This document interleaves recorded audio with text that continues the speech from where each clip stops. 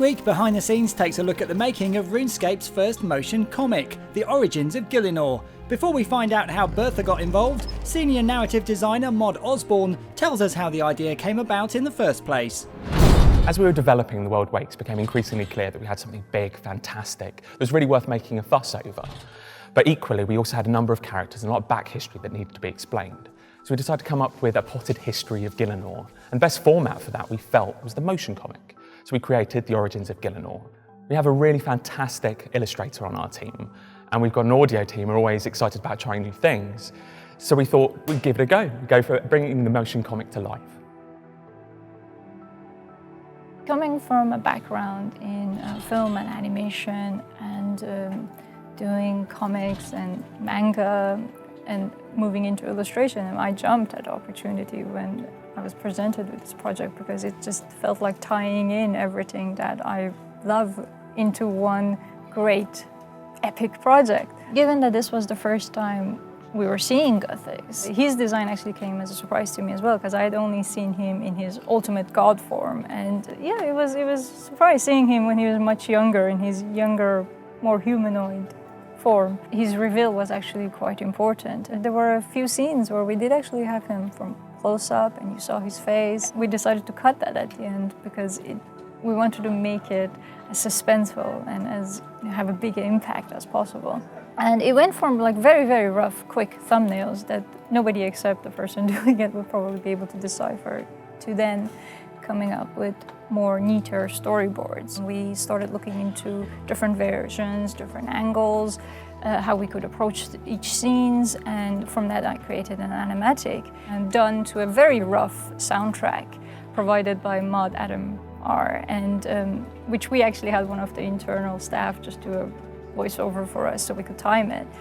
And from then on it was just taking it step forward by taking each scene, timing it better, drawing it up a bit better. The way I approached this motion comic was that I wanted to have a lot of camera movement, give it a lot of scope in terms of tracking and panning and trying to get as much out of a single illustration as possible. Once we had the timing of the animatic pretty much nailed down, it was just a matter of handing it down to Mod Adam to do the sound effects and the music.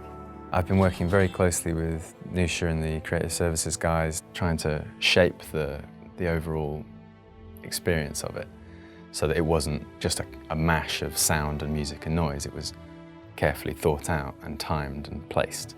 We have an incredible amount of work gone into the sound effects, battle scenes, ambiences and special effects. The initial sound pass on it took 3 hours, and then I spent a further 2 weeks just going back and redoing stuff.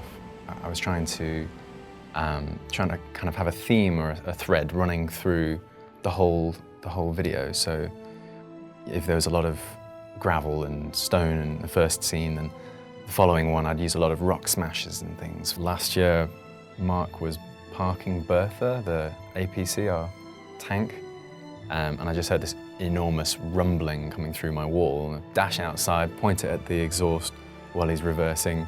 So he's there, like, overheating the engine. Rather than just like some sine tone, I'll go and use the tank for a planet as it stutters past the screen with a heavy rumble.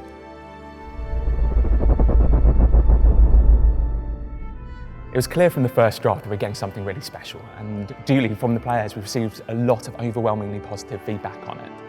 And I know that we've got big stories to tell in the coming year, so I really think that you can expect something along the lines of Origins of Gielinor in the future. If you like your behind the scenes, then hold on to your helmets, as next week there's not one, but 2 behind the scenes for your viewing pleasure. Chris L tells us about the upcoming Wildy warbands, but before that, RuneScape's executive producer Mod Pips will be along to announce something pretty special. Oh yes.